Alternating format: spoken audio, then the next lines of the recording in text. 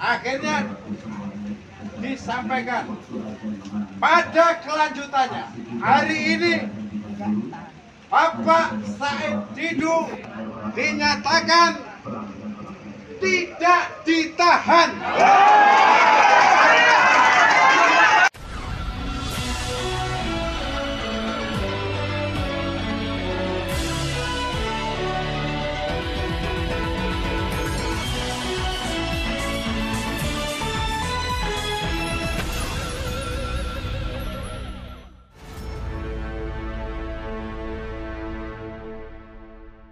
Assalamualaikum warahmatullahi wabarakatuh. Saya Hirsun Arif dari Forum News Network.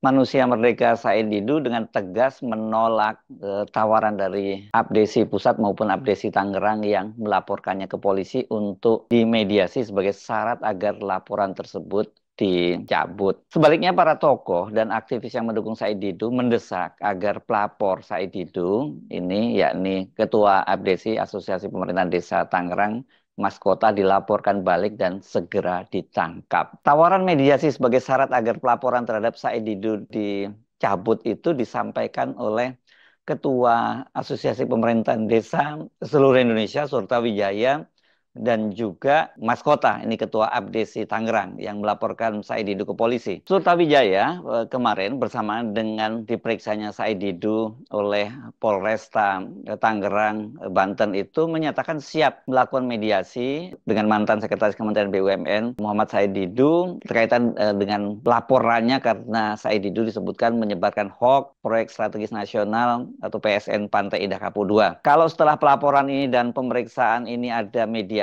dengan Pak Said Didu, ya saya terima dengan tangan terbuka. Saya tidak menutup komunikasi, kata Surta Wijaya di Tangerang. Surta berharap kondisi kegaduhan di wilayah pantai utara Kabupaten Tangerang dapat diselesaikan secara musyawarah.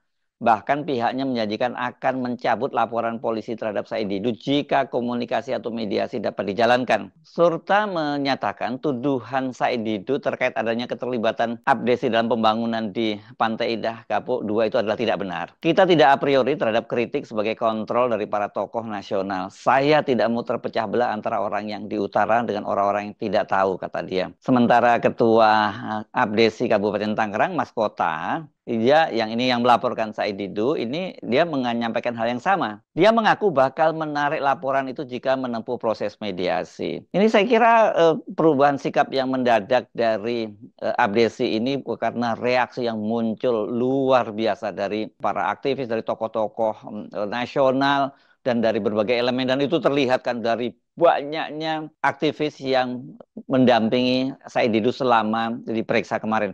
Bahkan mereka ini bertahan sampai, sebagian ya, ini bertahan sampai malam hari menunggu proses pemeriksaan Said Didu dan memastikan bahwa Said Didu itu tidak akan ditahan. Nah, merespon tawaran dari Abdesi, Muhammad Said Didu menyatakan dia tidak mau menyelesaikan kasus yang menjeratnya itu melalui mekanisme kekeluargaan atau musyawarah bersama pihak Abdesi. Karena saya tidak merasa bermusuhan dengan Abdesi, saya hanya memperjuangkan rakyat. Jadi apa yang harus dimediasi? Itu kata Said Didu hari ini, hari Rabu di Tangerang. Dalam perkara yang saat ini dijalaninya, kata Said Didu, dia tidak mengejar persoalan mediasi ataupun musyawarah, tetapi hanya untuk membuktikan pernyataannya bahwa bukan sebagai penyebaran berita hoax atau penyebaran informasi yang sifatnya menghasut dan menimbulkan kebencian seperti yang dituduhkan oleh Abdesi. Selain itu, dalam kasus ini akan dijadikan sebagai ajang pembuktian atas kritikan dan realitas sosial masyarakat terhadap negara. Jadi apa yang harus dimediasi? Saya tidak pernah memusuhi dia. Yang saya perjuangkan saat ini adalah rakyat, biar mengajak mereka semua ikut membantu rakyat. Saya Didu menyatakan bahwa substansi yang disampaikan kepada publik bukan pada personal atau menyudutkan yang tidak berdasarkan fakta. Namun, kritik terhadap ketidakadilan pada kebijakan pembangunan di kawasan Pantai Indah Kapuk II itu di Kabupaten Tangerang itu. Kalau mediasi, saya tidak tahu apa yang mau dibicarakan. Semua yang saya sampaikan di publik sudah ketahuan. Ya, kalau sebagai pejabat, lakukan saja perbaikan, kata dia. Sebelumnya, ini ketika mendampingi Said Didu pada pemeriksaan di Polresta Tangerang kemarin, salah satu pengacara Said Didu, yakni Gufroni, menyatakan sejak awal Said Didu tidak pernah menyebut nama. Yang disebutkan oleh Said Didu dalam konten-konten yang tersebar luas itu kalau ada nama, itu malah disebut nama Wapres, ya, Wapres ke-13 Ma'ruf Amin dan juga Presiden Prabowo. Karena kebetulan ini kan salah satu areal yang digusur oleh Pantai Indah Kapuk 2 ini adalah kampungnya dari Wapres ke-13 Ma'ruf Amin. Dan sampai sekarang ini Pak Ma'ruf Amin juga sama sekali tidak pernah mempersoalkan Said Didu atau bahkan melaporkannya. Dan Gufroni menambahkan bahwa terkait perkara kliennya itu merupakan masalah bersama. Kebebasan berpendapat adalah hak semua warga negara seperti yang diatur dalam konstitusi. Siapapun yang membuat laporan ini yang merupakan adanya persoalan. Yang melaporkan Said Didu ini sangat tidak relevan dengan apa yang terjadi di tengah masyarakat Pantura, kata dia. Di kalangan aktivis maupun pengacara, banyak yang menduga mengapa Mas Kota itu, Ketua ABDSI Tangerang itu melaporkan Said Didu karena dia menjadi kaki tangan dari pengembang Pantai Indah Kapuk 2 Aguan. Jadi Aguannya tetap bersih, tapi yang kotor itu Mas Kota itu ya. Pengacara dan sekaligus aktivis Ahmad Khozinuddin menilai Mas Kota itu melaporkan Said Didu karena Aguan merasa sangat terganggu dengan aktivitas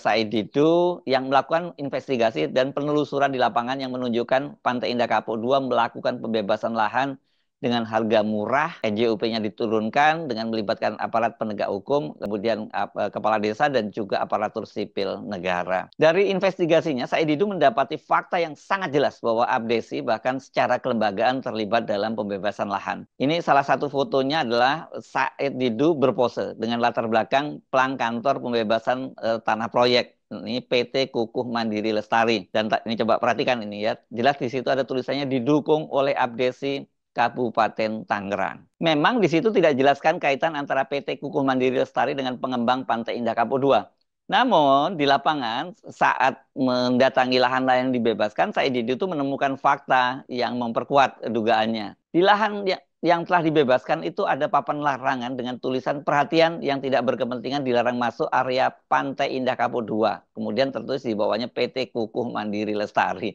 Jadi ini dari situ jelas hubungan PT Kukuh Mandiri Lestari adalah salah satu kontraktor pembebasan lahan yang bekerja untuk proyek Pantai Indah Kapuk 2. Karena ini banyak sekali kontraktor yang bekerja di situ. Kasus Said Didu ini dari penilaian banyak tokoh memang ini merupakan kriminalisasi. Sebelumnya itu ada 28 tokoh nasional yang buat pernyataan sikap menolak kriminalisasi terhadap Said Didu. Ini nama-nama besar yang ada di situ. Ada nama Ketua PP Muhammadiyah Busro Mukodas, mantan Ketua KPK Abraham Samad, mantan wakil ketua KPK Saud Situmorang, Profesor Dr. Hafid Abbas, ini mantan Dirjen HAM, kemudian Antoni Budiawan, ini aktivis, dan Eros Jarot, saya kira ini nama populer yang sekarang yang dikenal sebagai aktivis. Kemudian Petrus Celestianus dan juga Todung Mulya Lubis. Banyak nama-nama yang lain itu ya. Mereka pada waktu itu sebelum Said Didu diperiksa itu mereka membuat pernyataan sikap dan meminta agar kriminalisasi terhadap Said Didu itu dihentikan. Said Didu dilaporkan ke Polresta Tangerang oleh Mas Kota, Ketua Asosiasi Pemerintahan Desa Indonesia ABDSI Kabupaten Tangerang, atas sejumlah konten video yang mengkritik implementasi proyek strategis nasional Pantai Indah Kapuk 2. Dan dia disebutkan melakukan tindak pidana penyebaran berita bohong dan pencemaran nama baik. Dan itu dianggap melanggar pasal 28 ayat 2 atau 3 Undang-Undang Informasi dan Transaksi Elektronik, juga pasal 310 atau 311 KUHP. Dan oleh para tokoh itu, ini jelas merupakan kriminalisasi terhadap suara kritis yang itu dijamin oleh konstitusi dan hal yang biasa dalam demokrasi. Karena Said Didu ini sebagai aktivis dia menyuarakan keresahan warga di kawasan Pantai Indah kawasan yang terkena gusur oleh Pantai Indah Kapuk 2 itu. Dan di situ dia mendapati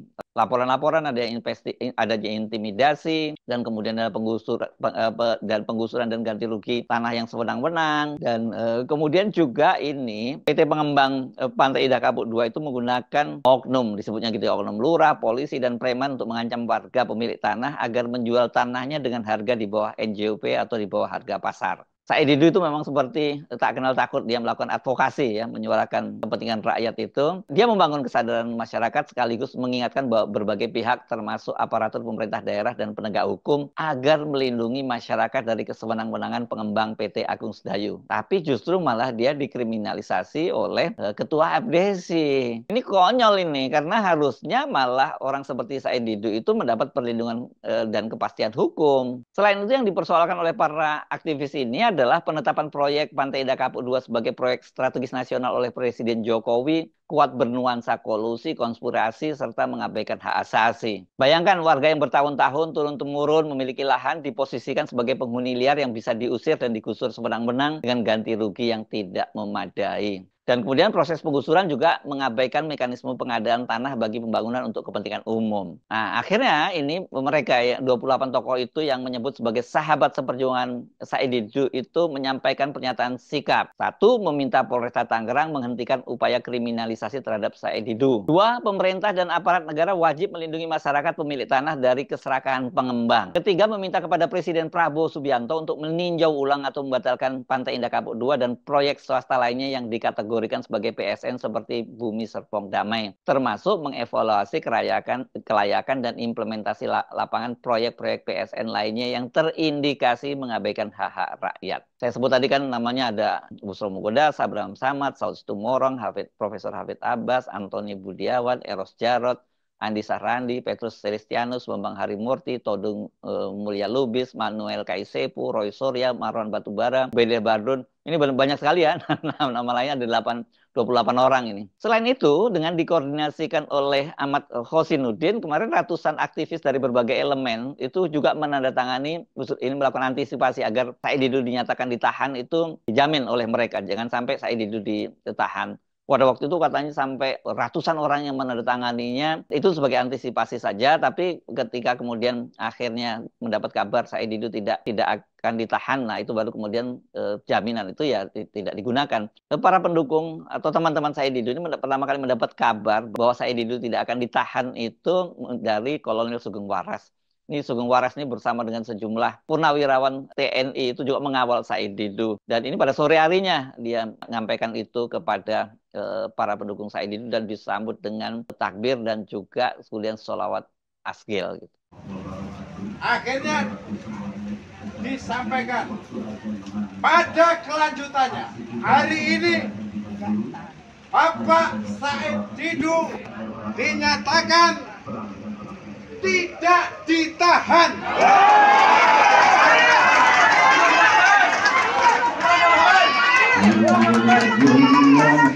Statusnya sebagai saksi. Ini disampaikan Muhammad tidak ada ditahan. Terima kasih.